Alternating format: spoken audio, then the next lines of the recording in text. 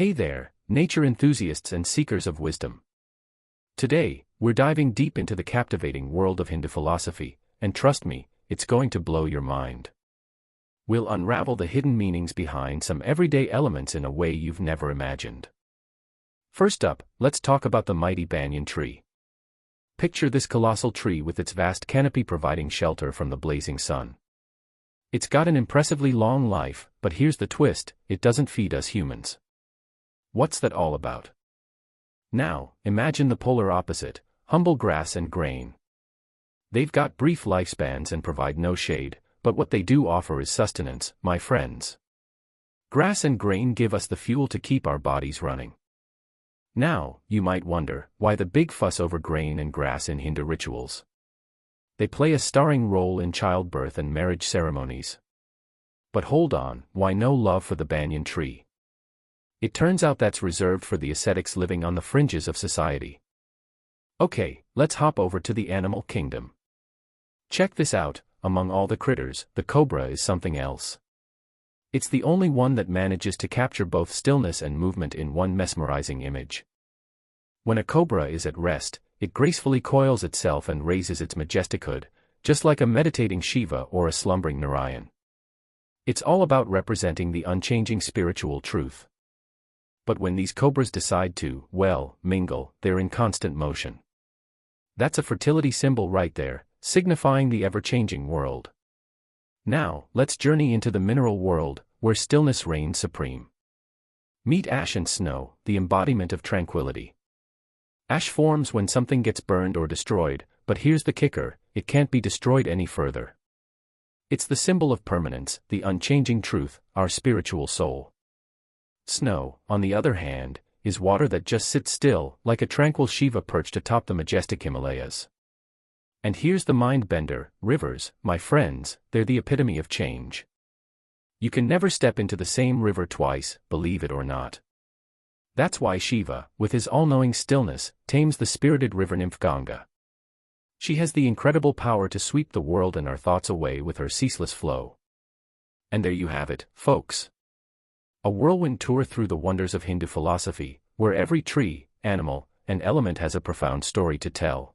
Ever heard that triangles can tell us stories of stillness and movement? Yep, you heard that right. Triangles aren't just lines and angles, they're storytellers. Check this out, an upward-pointing triangle means stability, while a downward-pointing one shouts out movement. Picture this, image is where the magic happens. Now, let's talk colors. White. It's the calm of stillness because it reflects all the colors in the rainbow. Imagine the serene Sarasvati from image dressed in white.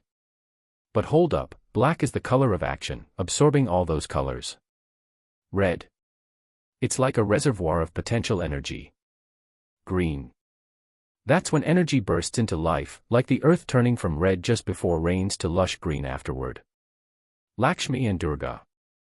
They rock those red robes, while Annapurna goes green. Inside our bodies, the left side is all about change because even when we're sitting still, our hearts keep thumping away. The right. It's as still as a statue, symbolizing our soul. Since change isn't everyone's cup of tea, the left side got a bad rap as the inauspicious one. Meanwhile, the right became the favored part. Now, let's talk humans. Meet the celibate hermit, the embodiment of a still soul. But there's a twist, meet the dancing nymph, the life of the party, always on the move. These two are like chalk and cheese, constantly at odds. But guess what? Life happens when they come together. It's a mix of the changing and the unchanging truth, folks. Check out image 3.9, it's the perfect blend of the unchanging truth, that left-sided male ascetic, and the ever-moving truth, that right-sided female dancer. And there you have it. Geometry, colors, space, our bodies, and human symbols, all revealing the intricate dance of stillness and movement in our world. Who knew shapes and shades could have such fascinating tales to tell? Let's dive into the fascinating world of a unique image, one that's a real head-turner, Ardhanari-eshwara. But hold on to your hats because there's more to this image than meets the eye. You see, this image shows God as half man and half woman, and it's incredibly popular. Some even think it shows that Indian culture was pretty comfy with female sexuality, like it's a part of the divine. Not many cultures worldwide saw the divine as a woman, let alone both a man and a woman at the same time. But here's the twist: just because this image exists, it doesn't mean society as a whole is all that comfortable with sexual ambiguity. In reality, India has people who don't neatly fit into traditional gender roles, like hijras and transgender individuals, but they often live on the fringes of society. Sadly, we live in a world where people often take things at face value, mistaking the symbol for the reality it represents. In this case, Ardhanari-eshwara gets decoded as a half-woman god, when in fact, it's representing something deeper. So, let's break it down. The male half symbolizes the formless divine, known as Purusha in the Vedas, Narayan in Vaishnava manuscripts, and Shiva in Shaiva manuscripts. On the flip side, the female half represents the divine with forms. It's called Prakriti in the Vedas, Maya in Vaishnava manuscripts, and Shakti in Shaiva manuscripts. Now, here's where it gets really interesting. Even though Ardhanari-eshwara might seem super inclusive, there's a gender power play going on. It's a form of Shiva, the ascetic god.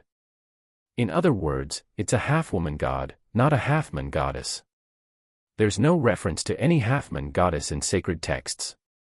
So, there's more to this image than meets the eye. And there you have it, a deeper look at the intriguing Ardhanari-eshwara. It's a reminder that symbols can have layers of meaning, and we shouldn't always judge things by their appearance alone. Let's now dive into some truly captivating stories from Indian mythology that revolve around the divine couple, Shiva and Parvati. You won't believe the twists and turns in these tales. Alright, picture this: Shiva's devoted follower, Bringi, wanted to go around Shiva but not Parvati. Sounds simple, right? Well, Parvati wasn't having it.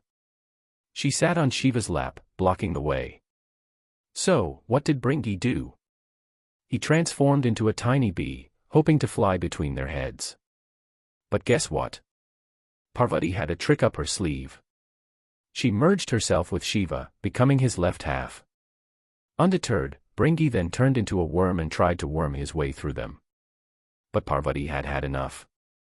She cursed Bringi, and he lost all the soft, fleshy parts of his body. He ended up as just a skeleton, unable to stand. Shiva, feeling compassion for Bringi, gave him a third leg, like a tripod, so he could stand again. This story serves as a reminder of the importance of respecting the feminine divine.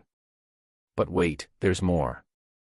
In the Himalayas, Parvati was furious when she saw Ganga, the river goddess, on top of Shiva's head. She couldn't believe he had another woman on his head while she sat on his lap. To make amends, Shiva merged his body with hers, becoming half a woman. Now, why is Shiva shown as a male god in these stories? It's because this image symbolizes that Shiva is incomplete without the goddess. It's like saying that spiritual reality isn't whole without material reality. The image encourages us to worship spiritual reality, Shiva, because we often get caught up in material things, Shakti. You see, we tend to underestimate material stuff, thinking it's all about sensuality and temptation. But these tales remind us that we need both aspects, the divine within, right side, and the divine outside, left side, for a complete life journey. It's a constant dialogue between God and goddess, and without either, well, there's neither. And there you have it, some incredible stories behind the image of Shiva and Parvati. It's a reminder that balance between the spiritual and material is key in our journey through life. Thanks for joining us on this mythological adventure. Don't forget to hit that subscribe button and ring the notification bell so you won't miss our next fascinating episode. See you all in the next video. Until then, take care and stay curious.